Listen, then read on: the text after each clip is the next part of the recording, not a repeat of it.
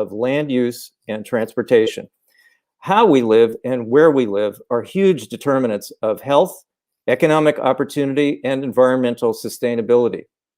Over the past 60 years, no single factor has dominated transportation and land use in America like our interstate highway system. Conceived by then-President Eisenhower and funded by Congress in 1956 with a dedicated gas tax, the interstate highway system is said to be the biggest public works project in history. Yet while highways provide high-speed mobility, they've also led to a nation divided between cities, suburbs, and rural areas. New research by scholars at Cleveland State University, shared with the Plain Dealer and Cleveland.com, show that highways have helped divide Northeast Ohio communities into winners and losers. Sprawl development enabled by highways has drained tax base from older urban areas and poured wealth into newer communities beyond Cuyahoga County. Those communities are often majority white, thanks to zoning policies that rule out affordable multifamily housing. To be sure, many factors led to white flight, but it could not have happened to the extent that it did without the supply of new land for development made available by highways. In addition to residential sprawl, we're seeing job sprawl as new employment and retail centers spring up around highway interchanges far from Cleveland and Akron. The Northeast Ohio Area-Wide Coordinating Agency, Noaca, is a metropolitan planning organization, or MPO, and that's the end of the acronyms here. It's one of hundreds of agencies like it established by the federal government in the 1960s to provide local input on how federal and state dollars would be invested in transportation. After a hiatus of about a decade, Noaca has received requests for no fewer than eight new or modified interchanges across the 5-county region it serves, which includes Cuyahoga, Lake, Lorain, Medina, and Geauga counties. To get in front of that issue, Noaca's board of directors, which includes a proportional representation of elected officials from the 5 counties and the city of Cleveland, has developed a new policy on how to evaluate who gets an interchange. Instead of just looking at traditional traffic safety and engineering requirements, the new policy will assess the costs and benefits of a new interchange in a wide variety of measures, and not just the impact on the immediate area, but in the entire 5-county region. Will a new interchange create growth that pulls investment and opportunity away from existing communities? Will a new interchange help or hurt racial equity in Northeast Ohio? Will it help or hurt the environment? Noaca will apply the new policy, which was approved in December, to the new interchange proposals by this summer. That's when the agency will complete its new long-range transportation plan for the region, eNEO 2050. And I might add that the E in eNEO stands for equity. To discuss the new policy and how it will be put into action, we have with us here today Grace Gallucci, Executive Director and CEO of the Northeast Ohio Area-Wide Coordinating Agency, Noaca. We have Annette Blackwell, Mayor of the city of Maple Heights, an inner-rig suburb south of Cleveland that has lost tax base and population during the highway era. Mayor Blackwell also serves on Noaca's board of directors, and she led the policy committee that developed the new policy on interchanges. And we have Mayor Edward Kraus from Solon, a southeast Cuyahoga County suburb that has done well in the highway era with one of the biggest job hubs in Northeast Ohio and a population that's growing in diversity. But Solon can't take its current prosperity for granted. As research that we will be discussing also shows, today's winners can be tomorrow's losers. As in every City Club forum, you can participate with your questions. Text them to 330-541-5794. That's 330-541-5794. You can also tweet them at the City Club. We will work them in. So now let's begin. Director Gallucci, would you say that my lead-in was accurate? Is there anything you wanted to add or change? Did I get it right? Yes, Steve, I think your introduction was very appropriate. It certainly gave a wonderful background on why we're here today. I do want to take a moment first to thank you for your interest in the policy and to thank the City Club for allowing us to have this forum to discuss it. I want to also thank the Noaca Board for their vision of regional cohesion and equity relative to transportation investments to support economic development, enhance quality of life for all people of Greater Cleveland is really why we're here today to discuss this policy. Well, let me just a quick follow-up for you. Why should we care about what happens with interchanges? And to refer to our title today, what is smart growth, and how can this new policy help move us in the direction of smart growth?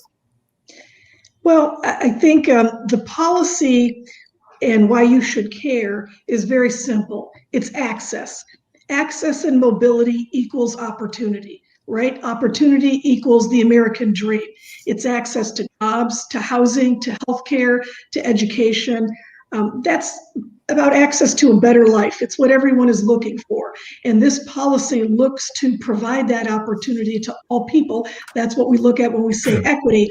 But it also looks to support transparency. So we understand how these decisions are made, why they're made, and ensure that we're studying the potential impacts of highway interchanges or any other transportation investments. It's about good planning, as you said, smart growth planning.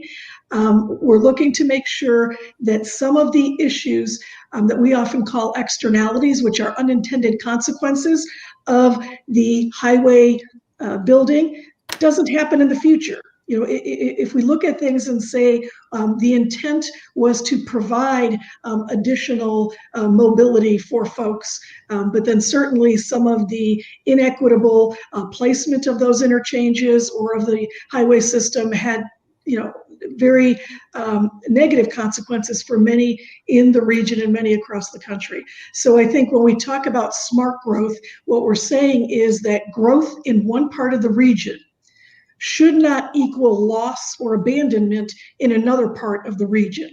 You know, a region is like a living organism. Damage to one part is damage to all, and often starting with the core. So we're looking at how do we ensure that all decisions relative to transportation infrastructure are good for the entire region. Well, another important piece of background here before we bring in our other panelists is that in 2014, Noaca finished leading another important planning project for the region, which is called Vibrant Neo 2040. And the big conclusion of Vibrant Neo was that between 1970 and 2010, we lost something like 7% of our population in Northeast Ohio, while the developed footprint of the region expanded by more than 20%. And so the conclusion, the big takeaway from that is that we have built more stuff, but we have fewer taxpayers. So Vibrant Neo's prediction was in the future, if we continue growing the same way, and that would mean adding interchanges where you have create new job hubs and new development, we're all going to be facing higher tax bills in the future. So not only is the current pattern inequitable in terms of sort of hardening the boundaries that create racial and economic segregation, in the future, everyone's going to be a loser. Is that a fair summary? I think that's an excellent summary. Vibrant Neo, of course, was completed in 2014 and was done in collaboration with my counterparts in Akron, Canton, and Youngstown. Noaca did lead the effort as the largest NPO in the region, but really we looked at it as all of Northeast Ohio. And as you suggested, the research demonstrated, the conclusions really showed that as a region, we it's wishfully grew or wishfully designed our growth. When you talk about recycling, they say wishful recycling. It doesn't really, this is not something we can really recycle, but you wish it would, so you kind of think you can't. And so when we look at what has happened over the region during the last 50, 60 years, you're exactly right. We grew in footprint. We expanded our infrastructure. We had less people living in more land, which of course is an additional burden on the taxpayer to implement the infrastructure needs, but also just the overall government agencies that are required to keep that moving. And so, yes, if we encouraged people to move to the region, and they did in fact come through, because I think a lot of it, when you go back to the 1960s and look at the planning processes, the idea was that we were going to attract about another 1 million people. And so that was in the early documents of the 60s.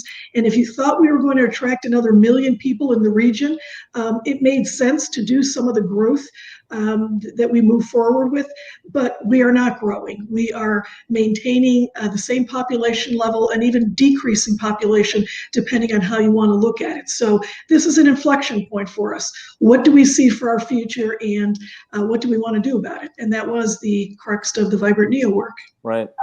Mayor Blackwell, Maple Heights was an early winner in the post-war history of suburban development. It grew very quickly after the war with a middle-class working population. But then with the introduction of highways, specifically 480 and 271, that pulled growth and development away. Now you've lost population, and Maple Heights is a poorer city.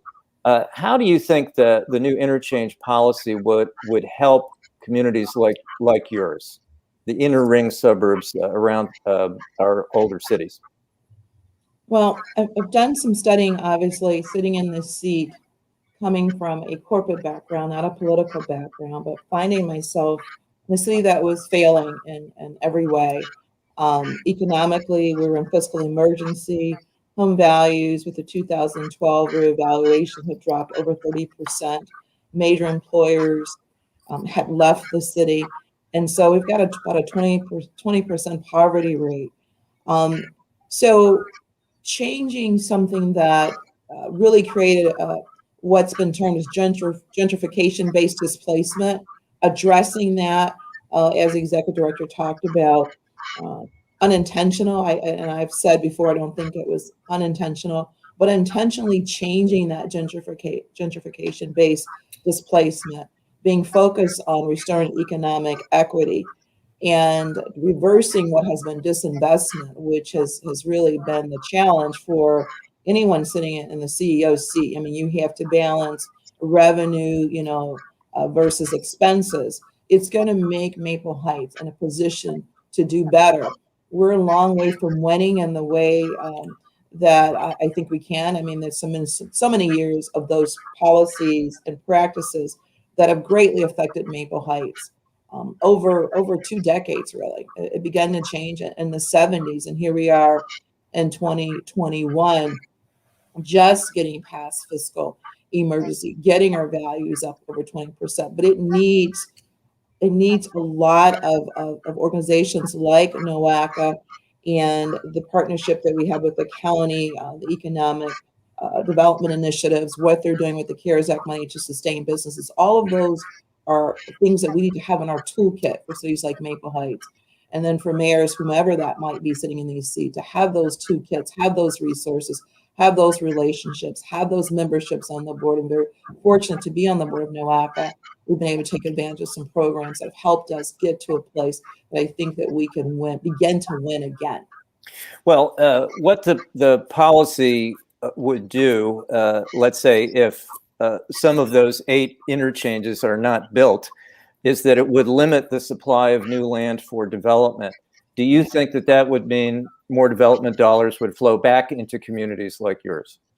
I certainly do, given the economic activities that have been presented to the city of Maple Heights and the area, more specifically of senior housing, new senior housing development, as well as single family housing, new housing. We just had our first 2 homes built in the city in a historic district, President's Row, a place where only Blacks could live, many years ago for the first time in over 10 years. And that was a partnership with the land bank.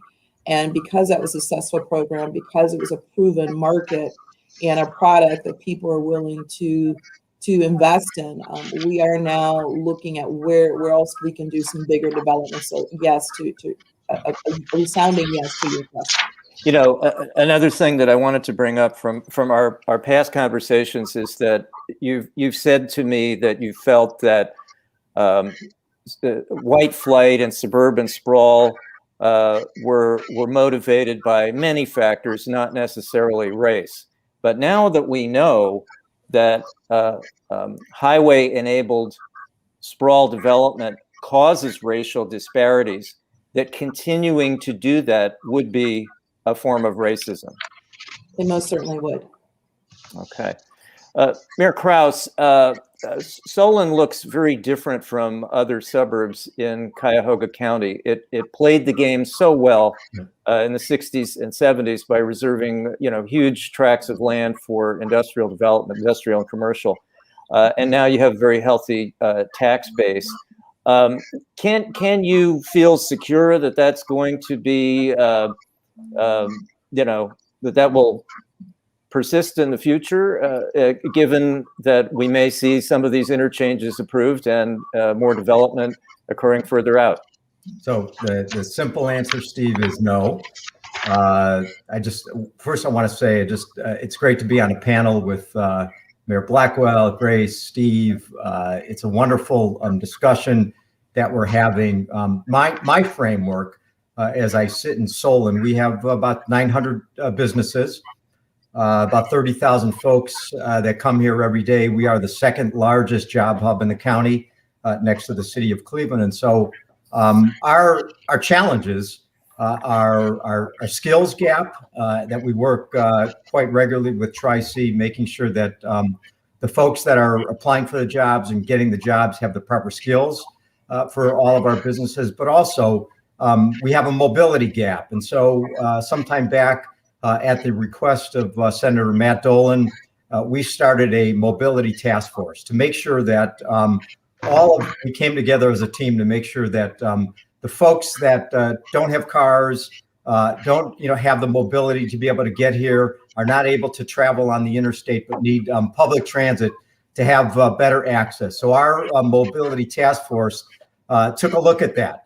find the folks, and it disproportionately affects people of color, getting to a lot of our industrial manufacturing jobs, and also taking a look at what we call the first mile, last mile, to make sure that they're not just dropping them off, 3/4 of a mile from work, but making sure that they get there. So our task force convened, the RTA, Noaca was involved, Senator Dolan, but what Tri-C, and what we also did, we made sure that there's private investment in private companies. So a lot of our major employers, Swagelog, Nestle, Raptite, Cleveland Clinic, to make sure that we're all doing it together, because our competition is not each other anymore. Those days are long gone. Our competition is Dublin, Ohio, Indianapolis, Pittsburgh, Austin, Texas, California. So we want to make sure, as Grace says, we want to make sure we're doing smart growth. So for instance, I'm giving an example. If you lived in Parma, but you worked at Nestle, and you were trying to get here on public transit, you would have to take a bus from Parma, go downtown, take a transfer, and then make it out to Solon. In some of our zip codes, and many of our folks come from the inner ring suburbs, city of Cleveland, it makes it very difficult. If you have to commute for 90 minutes or close to 2 hours to get to work, it makes it very difficult with childcare issues. So when I talk about smart growth, it's not just the interchanges, but making a robust public-private partnership so that folks can get here on public transit. They need to get here on time and need to get home on time to take care of their kids and the various other things. And it's got to be a public-private partnership. The days of government all doing it alone, without private investment, without the companies getting involved, because it's the Nestle's and the Swagelogs of the world that are going to benefit from being able to fill the skills gap and make sure their workers get here without spending 90 minutes on public transit. Well, thanks, Mira. This is a different but related question to the issue of adding new interchanges that we've been talking about. I guess I would follow up by saying, when can we expect to see a solution to that last mile problem so that people have a more reasonable commute? And can such a solution be introduced soon at a scale that is commensurate with the issue? No, I think it's critical. If we're going to be competing with, you know, the Dublins and Indianapolises and Pittsburgh for companies and for businesses, and frankly, keeping our businesses here.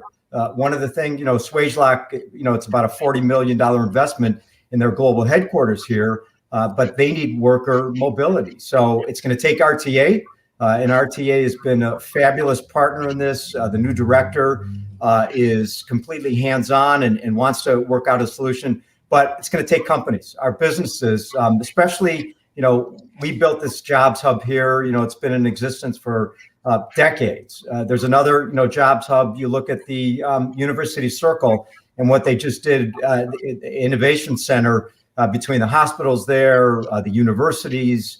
That's how you do it. You build it. It's that public-private partnership. And I think if we're going to be competitive as a region, if we're going to keep our companies here and begin getting investment from outside the region, we're going to have to solve this critical issue, both the smart growth and the mobility, because it disproportionately affects folks that live in the city. It disproportionately affects people of color, and it's creating a skills gap, a mobility gap that needs to be addressed and solved if we want to be an equitable, inclusive, diverse community that has jobs and access for all. Okay, so I'll try one more time. The question is, when will we see a solution?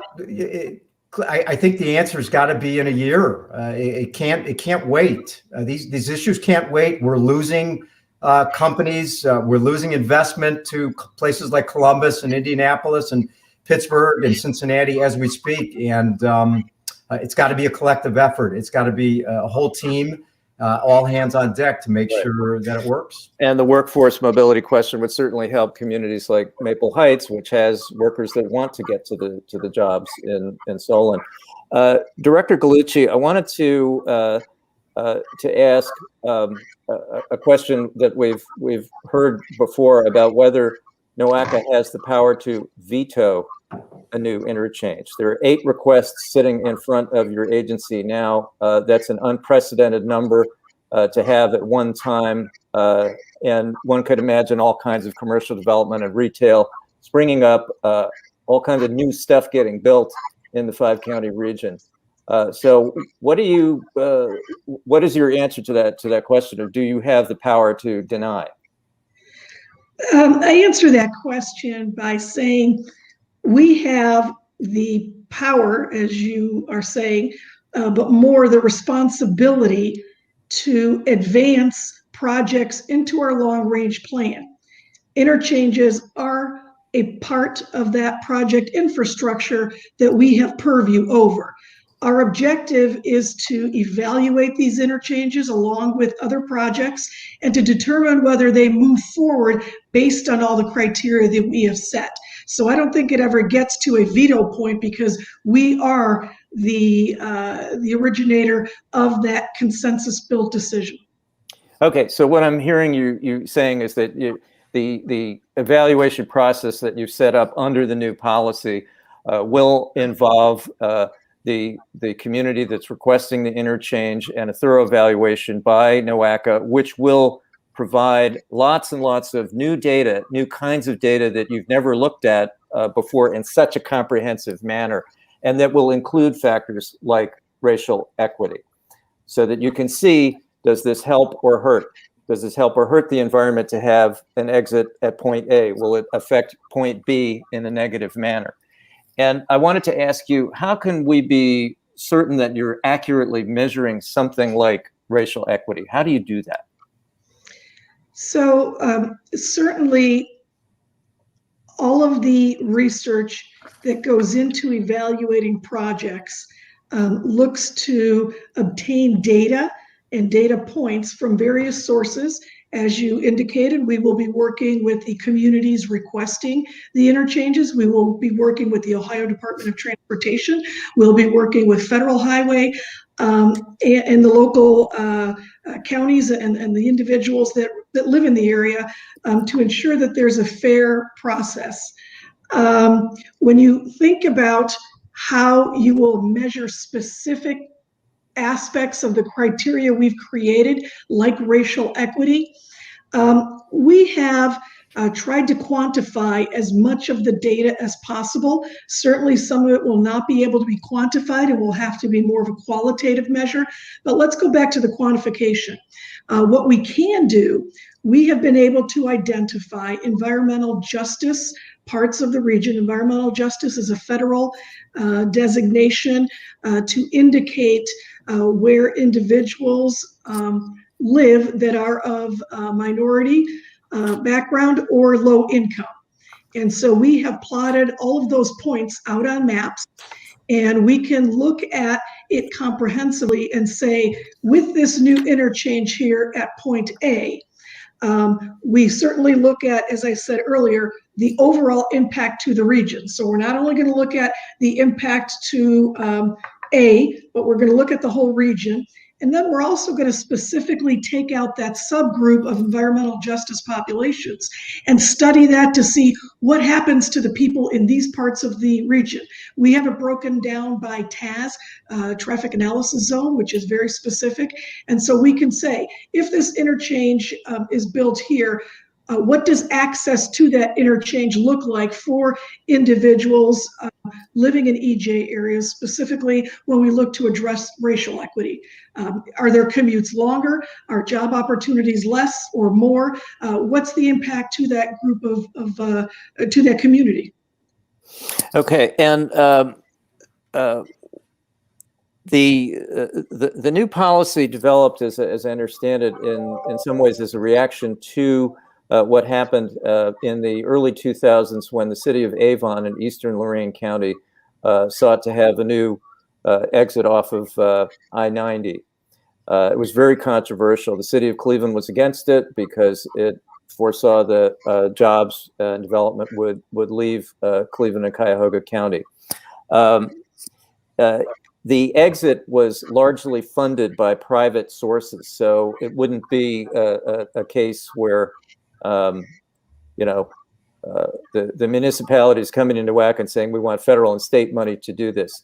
Today, under your new policy, if a community comes to you and says, hey, we want to be in your plan, we'll pay for it ourselves, does that make a difference in terms of how you would evaluate it and whether you could exercise a veto over it?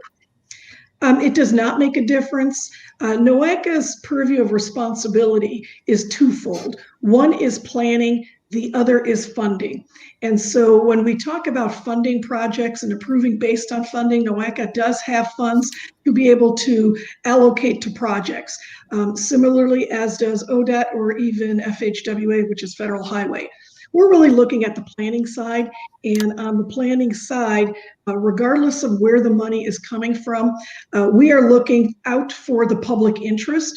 And because these are part of the federal highway system, so an interchange is part of the federal highway system, and it impacts the federal highway system in ways that we need to study, that gives us the ability to, as you say, I guess, have the veto or make the decision. Okay, thank you. I want to say that in a few minutes, we will be turning to questions from our audience. If you have questions for Grace Gallucci, Mayor Blackwell, or Mayor Kraus, please text them to 330-541-5794. That's 330-541-5794. You can see it at the bottom of your screen. You can also tweet them at the City Club, and we will try to work some of those in. So we have a new administration in Washington. I wanted to ask any of you on the panel whether you're seeing early indications of how that new administration might view this policy and how it might view transportation issues in Northeast Ohio in general. I'll go first. I'm optimistic because of the diversity in the cabinet, and I'm not just speaking of the VP. I'm speaking of all of the appointments. Quite a deal of women are part of this administration, including our own former Congresswoman Marcia Fudge in her appointment as Secretary of HUD. So certainly, I'm very optimistic about that local person having that appointment in the diversity. I think the diversity of the administration understands the concept of urban villages. The other issue with sprawl and highways is in these small urban villages, there's a sense of values and traditions that are maintained, and knowing who your neighbor is and knowing who the children are, which of course in that case, in many cases, addresses and maybe abates crimes, especially with the call for defunding the police. These are issues that sometimes are addressed in its own way when we're able to maintain those cultures and those values and those small communities where everybody's responsible or feels responsible for everyone else, their well-being, their kids, their child rearing. So I'm optimistic because of the diversity, them understanding, coming from different parts of the world, different being just different cultures, the way we're kind of raised or cultural norms that come to the way that we manage or we lead. I think we're going to see that a personality coming to these roles. Women rule differently. They lead differently than men. And I say that probably in a way that some people think is biased, but I'm just speaking of myself. Just being more in tune. There's a real compassion. There's a little bit more to detail and organization. I think we're going to benefit from that as a country, that kind of diversity in leadership. Thank you very much. I would echo the mayor's comments and just say two words. One is infrastructure. I think there's going to be a major emphasis on infrastructure, whether it's for companies or whether it's for trail projects and all the various things that accompany infrastructure. And the other issue, which I think is going to stand front and center, is workforce. I think this administration will be laser focused on making sure we close that skills gap, so that whether it's high school, whether it's college, that we're getting students trained for the jobs of the 21st century in terms of technology and innovation. Okay. Well, we are getting some terrific questions from our audience. And Mayor Kraus, I'll just follow up with one for you right away. There's a discussion about affordable housing that we're hearing. So one question for you would be, wouldn't it make sense to help employees to live in Solon rather than have low-wage workers commuting from inner-ring suburbs? And what are you doing about affordable housing and multifamily in Solon? It's a great question, Steve. We actually addressed this recently. We rezoned a property with the old Liberty Ford site on Aurora Road to mixed use, and one of the mixed uses will be multifamily. And we also have, obviously other apartment complexes, and actually we have a wide range of homes going from 150, 170,000 all the way up much higher than that. But one of the ways you do that is through rezoning of property. Great, thank you. And this is for any of you who would like to jump in. What does post-pandemic land use planning look like now that we've seen the rise of telecommuting and the decline of retail shopping? Is driving becoming moot to a certain extent? Do you expect things to bounce back the way they were? Anyone like to take that? Director Gallucci, you look like you're... Well, sure. I mean, that is something at this point that we're studying. We'll see what comes out of this. We know that telecommuting certainly will demonstrate, has demonstrated success and interest by others who may not have initially thought of it. So there will be things that change, but there's probably also going to be things that not only go back to the way they were, but perhaps even get heightened. So we are open to looking at new ways of ensuring that people have access and mobility, but it sort of remains to be seen. Steve, I would chime in that the metro parks footprint will continue to grow because through the pandemic, there's one thing I realized, that people wanted to get out and walk and bike and run. And so one of the things that we did, we rezoned a property, the old Hawthorne Valley Country Club, will be green space, 150 acres.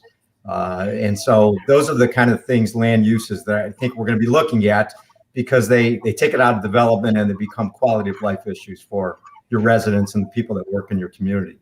Yeah, to add, go ahead. to add to that, when you're talking about land use relative specifically to transportation infrastructure, we were already well on our way to increasing bicycle facilities and pedestrian facilities, but I think this will continue to support that effort, and I can see more investments in bicycle pedestrian facilities. You know, I think the way the conversation is turning now tips towards another question that I've received, which is whether smart growth planning is only focused on future development, or whether it can address and manage existing problems. And I think what we're talking about is how do you take smart growth design principles and retrofit the environment that we have. Mayor Krause, we've been talking about how do you deal with the last mile commute? How do you create more green space so that you improve quality of life in your community? And Mayor Blackwell, how can improved mobility create opportunity for employees who live in your community and want to work in other places? It really is about retrofitting, isn't it? As much as it is about planning forward. Yes. Okay. Tax sharing is another question that we had, and this goes back, I think this would be turning back to the example of Avon that we discussed earlier. So the Noaca board eventually approved the Nagel Road exit in eastern Lorain County in the city of Avon back in 2007, 2008. And part of the deal was that income tax from new jobs created around the interchange would be transferred back to the city of Cleveland for a period of time to sort of mitigate the negative, potential negative impact of the new interchange. As I understand it from all of our conversations here, those payments were never made because the growth of the Cleveland Clinic in University Circle in the city of Cleveland sort of canceled out any loss from transferring jobs to the new Cleveland Clinic facility in Avon. Is that your understanding, Director Gallucci? It is. I think the idea that the Noaca board had and put in its resolutions were in effort to bring some remedy to the job losses in Cleveland and to the job gains in Avon, which based on the exchange of funding or revenue did not materialize. Right. So do you think that your policy, the Noaca policy, and Mayor Blackwell, please join in if you like, and Mayor Krause as well, do you think that conversations arising from the new policy, let's say you have a situation where you're going to approve an interchange and put it in your eNeo 2050 long-range plan, that such a discussion could include future tax transfer agreements between communities? Well, how would all of you react to that? I mean, I do think that the policy certainly gives us an opportunity to redress past harms caused by the transportation system. And we know that highways facilitated and heightened racially segregated communities and created disparate outcomes relative to access and opportunity. And when you think about access and opportunity, it's much broader than just the land use in that interchange. We are talking about a number of other aspects of comprehensive planning like housing. And yes, I think part of the analysis will demonstrate where potential harms will happen. And we will look at ways to negotiate or build consensus around remedying those potential harms. So, it doesn't mean that interchange may not move forward if XYZ is perceived to be potentially a harm, but can that harm be overcome by, say, building multifamily housing, affordable housing in communities where the interchange would be located in order to allow people to have more access? So those are the kinds of questions and the kind of solutions that we will be looking for. This is an awful lot of planning that has to happen between now and the summer when you hope to to finalize your long-range plan. Can all of that happen, or will some of the interchange policy proposals be discussed after that? When you're looking at the overall movement of people and jobs to suburbs, exurbs that lead to all of the changes that we're talking about, it is an awful lot of work to study that, and we want to get it right. So all 8 of them may not end up being complete by the time the policy is adopted in June. We may end up taking the ones sort of in order of magnitude or in order of how the communities are, how they've sort of posed them to us and how they impact the current landscape. I'm getting a lot of questions about, whether communities should be discouraged from seeking new interchanges, or the fact that everybody's against sprawl until their ox is gored and they don't get an interchange. I think behind all of that is a larger question of are we in this all together in Northeast Ohio as a collective a region, or are we a bunch of individual municipalities governed under home rule in which each government unit is responsible for solving its own problems within its own boundaries and its own tax base? I'd love to hear from our mayors about that. We have to be partners. It doesn't work if I'm operating solo here in Solon, even though we benefit from that with our 900 companies. But I could tell you, when I heard the news that Gojo was locating in Maple Heights, that was one of the greatest days as mayor of Solon, because I know how much Maple Heights needed that. And I know the work that Mayor Blackwell put into making sure that they relocated. And that's smart growth. I mean, that is really smart for them, an amazing company out of Akron, to be able to relocate. And so when Swagelock is building their global headquarters here, sure, do we benefit? But we put in millions of dollars in infrastructure for that. We provide, police and fire. And the region benefits, because now more people from Maple Heights and more people from Warrensville Heights and more people from Collinwood and Parma are going to be able to be employed.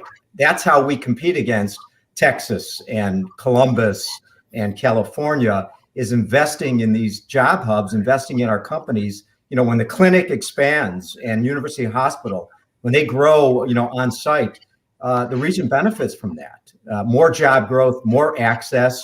And those tractions or extractions, disproportionately disadvantage people of color. And so when those companies, when Nestle brings a division here out of California and Illinois, the region benefits greatly, by that. And more people are employed at Nestle. So we have to all be in it together, whether it's, Gojo in Maple Heights, or Progressive Insurance in Mayfield, or Highland Software in Westlake.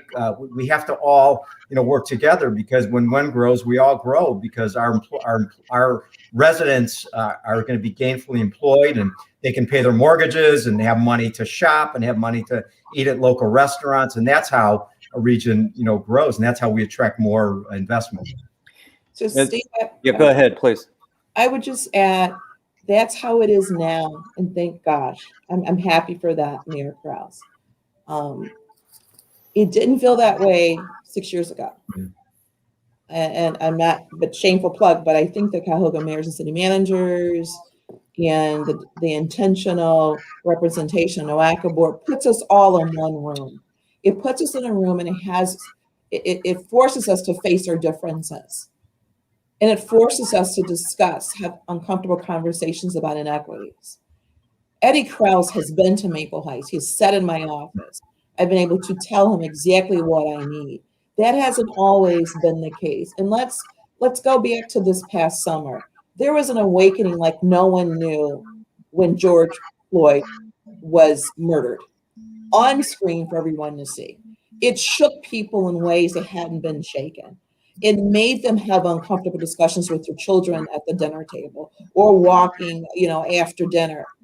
And it took organizations all over this country began to formulate what we did at Noaca on a Friday afternoon for hours, wherever we were. We dropped what we were doing and said, we've got to address this as a MPO. We must. And you saw all over companies' statements on their web pages. It shook us to a place that said, we can't operate independently anymore. Everyone was affected by what we saw, the loss, the racism, the cruelty. And so I think we're doing it. We were having those conversations, but I'm the only African American female mayor in 50 out of 59 communities. When I first walked in rooms, I didn't know what was going on. No one looked like me.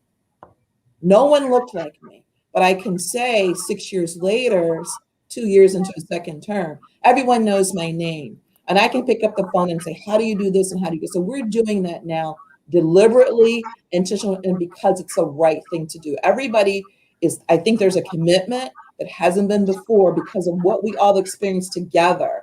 And even just recently with the insurrection at the White House, we have to do better. We're forced to do better because it's in our face in a way that's undeniable. It is not okay for Maple Heights to starve while Eddie Krause and his people are eating caviar. That's not okay. And we both know that's not okay. So yes, he celebrates because he knows that now we can change the dynamics. When I go to Noaca, and I sat on the board when I was chair last year, there wasn't a Tower of Babel. We were all speaking the same language: justice, equity, equality. And so there is a commitment, from my opinion, having walked into a space that no one looked like me. It feels very different 6 years later. The work is real, the commitment's real. I think the camaraderie is real, the collegiality is real, the cheerleading's real. We all deserve in this country a great opportunity to win. There should be no winners and losers. That description is upsetting to me. Who determines winners and losers? We need to change that. And I think that's what we're doing, many of us across this region. Mayor Blackwell, you shared with me your very moving personal story of having grown up on what was a former plantation outside of Selma, Alabama during the Jim Crow era, and then being part of the Great Migration north to Northeast Ohio, where you've started a professional career and wound up in a position that you're in now, where you're influencing policy. Tell us what that means to you to have brought that life experience to your work at Noaca. I came to the North because many people consider it as two different countries, the North and the South. As a 2-year-old in 1962 with my dad, who had come a year before in the Great Migration, because I'm only one generation from sharecropping. My dad was a sharecropping. They lived on land that had been a former plantation, but many people stayed because they had nowhere to go and no resources, and they continued to pick cotton. He did not want that. My dad did not want that for my sister and I. So I came here as a 2-year-old, and I came here not with hate, but with hope. And so for me, I have been pursuing hope and opportunity with everything in me and every breath in my body. So when I fight for that in Maple Heights, it's personal. I know what it is to pursue hope. I know what it is to also experience fear and what you feel is unfair and that people don't hear you. So I lead with that understanding in a way that I've tried to affect change in a way that people feel valued. They don't feel like losers. And however they got to the North or Maple Heights, and I tell people all the time that maybe think Maple Heights isn't the city. For some people, Maple Heights is as good as it gets. 26 years ago, for me, moving from the Glenville area, Maple Heights was as good as it got for me. I could have moved on, but I stayed here because my opportunities, my income improved. I didn't have to stay in Maple Heights. But for some who it gets as good as it gets, it's a great place. I chose to stay, and it's still a great place. So for me, it's personal. I understand in a very, very personal and very, very passionate way. Thank you so much. Director Gallucci, following up, tell us how the new statement on racial equity on the Noaca homepage relates to everything that we've been discussing, including the new interchange policy.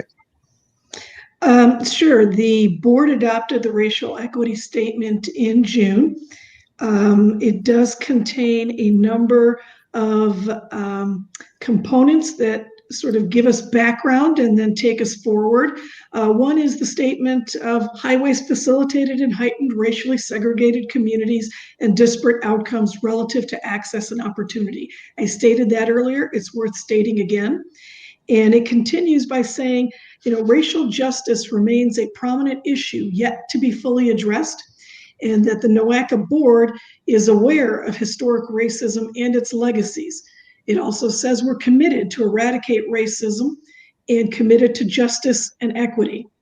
And specifically when it comes to transportation, they state, we are committed to understanding, evaluating, and measuring how our policies and our actions impact equity in our region. Noaca is committed to being a leader in transforming our region into one where equity is achieved by creating access and opportunity through transportation and environmental planning. In essence, we will be more cognizant and deliberate about creating policies and using criteria to evaluate projects and ensuring that we are not exasperating the history of racism and its legacy on our communities relative to transportation infrastructure. Thank you. There's an environmental side to all of this, of course. When there's new development at an interchange, there's more impermeable surface, there's more vehicle miles traveled, more air pollution, et cetera. But there's also consumption of open land, changing farmland forever into something else. So how does that enter into the thinking in the 5 counties? And do farmers still see the development of their land and the sale of it as part of their retirement plan? Can we get away from that kind of thinking? How do we see preservation of farmland in Vision 2040? And can we move away from this pattern that we've seen in the past? Well, the preservation of farmland was one of the core themes in the Vibrant NEO work that we did. And so that still permeates today in our plans. In the interchange policy, we are looking at land use and specifically at how much more in terms of impervious surface will be added to the region and other indicators, as you stated. I think it's our objective to inform. So we really look at the components of the analysis as putting together all of the pieces to inform the board so they can make the decisions based on what's best for the region. I can tell you that I can speak anecdotally of contacts that have come through to Noaca from farmers who are saying that they're very pleased with the interchange policy because they have been concerned about their farms being threatened. And we've had a lot of positive comments from the rural community. So I think that does say something about what we're doing and how that it's bringing the urban and the rural communities together on some issues. Yeah, Steve, I would add, as a mayor, there's a cost of taking green space and replacing that with pavement. And the cost is your stormwater management system has a very negative effect to that. There are flooding issues in people's homes. And so having that green space really protects the property values. It protects the stormwater that goes running on pavement. And so, again, when you talk about, you have to do it smart. You have to see where the smart growth is and be very careful when you take green space and you try to convert that into a lot of pavement, because it could have a very negative effect on your community. Thank you. You know, I think this policy and the discussion that we're having relates to other efforts that urban regions, metropolitan regions have had in terms of controlling growth, whether it's consolidating city and county government in Indianapolis, or requiring communities in the Minneapolis-St. Paul area to do more land use planning and to relate that to transportation, or at the farthest end, creating urban growth boundaries, which is what cities in the state of Oregon have done. Where does this policy stand in that continuum? This idea that we're going to kind of throttle down on consumption of new land by questioning whether communities get to plug into the existing highway system, which they might have taken for granted in the past. Well, I think I certainly want to emphasize that the policy is not intended to discourage the interest in interchanges. It's intended to evaluate those interchanges with intensity and consistency. And so again, what we're saying is we don't want to tell people where to live and where to work. They need to make those decisions themselves. However, we do, as we start planning the ways people travel, think about doing that in the most efficient and effective way and building consensus around the information that we have available and how to utilize that information to make those decisions. You know, as Mayor Blackwell has stated about the Noaca board, we're really talking the same language, regardless of where board members are coming from, because we're looking at things in a way that builds consensus. So we're not looking to restrict or put boundaries, but rather say, this really probably isn't the best interchange location, or whatever project we're looking at, based on the benefits and the harms to the entire region. And we hope that people understand that and can really buy into the entire process. It's also great for companies to understand. If you're in California or something and you're looking to relocate, if you have this guidance to know that you can retrofit a building where you already have existing utilities and infrastructure, as opposed to building it all yourself and having to pay all that money for that. Much better guidance. And also for our existing companies, to give them the understanding and guidance. We're going to support them if they want to add on to where they are, as opposed to moving farther out, where it'll be more difficult for their employees to get there. So I think the policy works great for future corporate growth as well.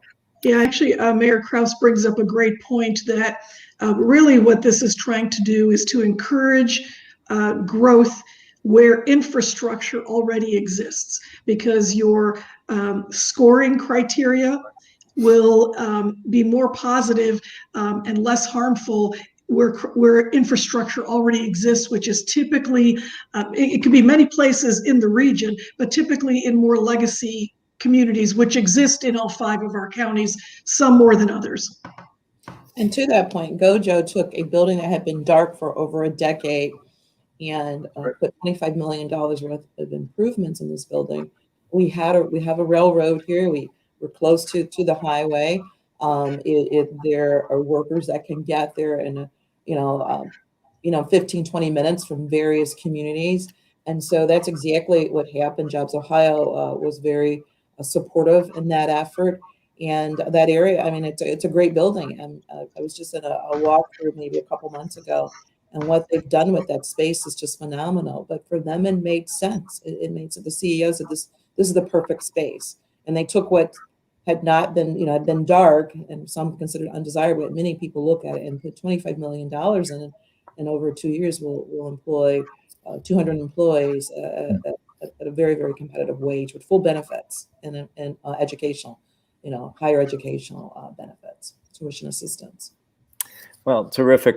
We are nearing our close. I want to thank you all for a wonderful discussion. It really gives us something to look forward to in terms of following how the policy is implemented, and looking at how we can retrofit our sprawling region so that it becomes a greener, smarter, and more equitable place in which we can live, where we truly care about each other in every community. So I want to thank everyone for joining us today on our forum about building an equitable and thriving region, featuring Annette Blackwell, Mayor of Maple Heights, Grace Gallucci, Executive Director and CEO of the Northeast Ohio Areawide Coordinating Agency, Noaca, and Mayor Edward Krause from the city of Solon. Today's forum is the annual George S. Dively Memorial Forum on Cleveland's Tomorrow, made possible by a generous gift from the George Dively Foundation. Mr. Dively was a prominent business and civic leader in Cleveland. He was a co-founder of the Cleveland 1% plan to encourage corporate support for higher education, and he participated in Cleveland Now, Cleveland Tomorrow, and other urban improvement efforts. The City Club is grateful to the Dively Foundation and the Dively family for this gift. All City Club virtual forums are sponsored by Bank of America, KeyBank, the Northeast Ohio Regional Sewer District, and PNC, and the many generous corporate and individual members who support their mission. You can join them in supporting their work when you make a contribution online or become a member at cityclub.org. Special thanks to Michael Barron, the program director at the League of Women Voters of Greater Cleveland. Today's forum is really a result of his efforts. We are grateful for his engagement, and I personally am grateful for Michael's engagement. I'm Steve Litt. Thanks for joining us today. Our forum is now adjourned.